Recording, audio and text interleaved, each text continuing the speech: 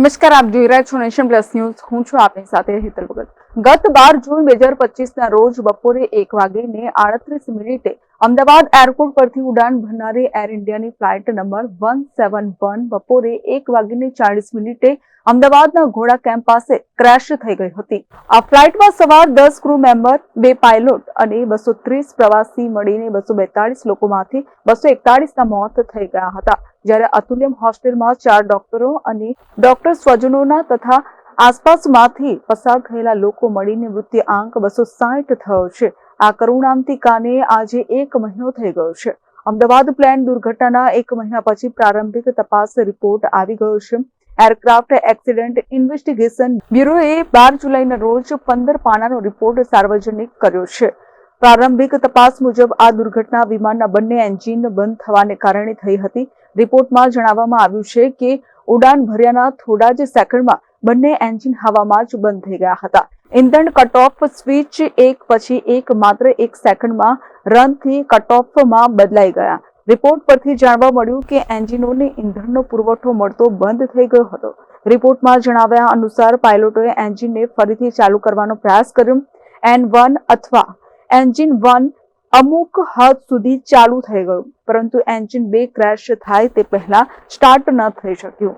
વિમાન માત્ર 32 સેકન્ડ માટે હવામાં રહ્યું હતું. રિપોર્ટમાં એ પણ જણાવાયું છે કે એન્જિન બંધ થતાં જ રેમ એર ટર્બાઇન એટલે કે રેટ ખુલી ગયું. આ એક નાનું પ્રોપેલર જેવું ડિવાઇસ હોય છે. તે હવાની ગતિથી ફરે છે અને વીજળી અને અથવા હાઇડ્રોલિક પાવર ઉત્પન્ન કરે છે. ખાસ કરીને ત્યારે જ્યારે વિમાનનો મેઇન પાવર કપાઈ જાય અથવા હાઇડ્રોલિક સિસ્ટમ ફેલ થઈ જાય. રેટ વિમાનને ન્યૂનતમ નેવિગેશન અને કંટ્રોલ સિસ્ટમને ચાલુ રાખવામાં મદદ કરે છે. જો કે US aviation website the air કંટ્રોલના અહેવાલ મુજબ બ્લેક બોક્સમાંથી મળેલા પ્રારંભિક ડેટામાં બંને એન્જિનની ફ્યુઅલ સ્વિચોની હિલચાલનો ખુલાસો થયો છે. હજી સુધી એ સ્પષ્ટ નથી કે આ હિલચાલ પાયલટની ભૂલ, ટેકનિકલ ખામી કે અન્ય કોઈ કારણસર થઈ હતી. ફ્યુઅલ સ્વિચના મામલે એ પણ જાણવા મળ્યું કે ડ્રીમલાઇનર એરક્રાફ્ટના બંને એન્જિનમાં રન અને કટ ઓફ નામની 2 સ્થિતિ હોય છે.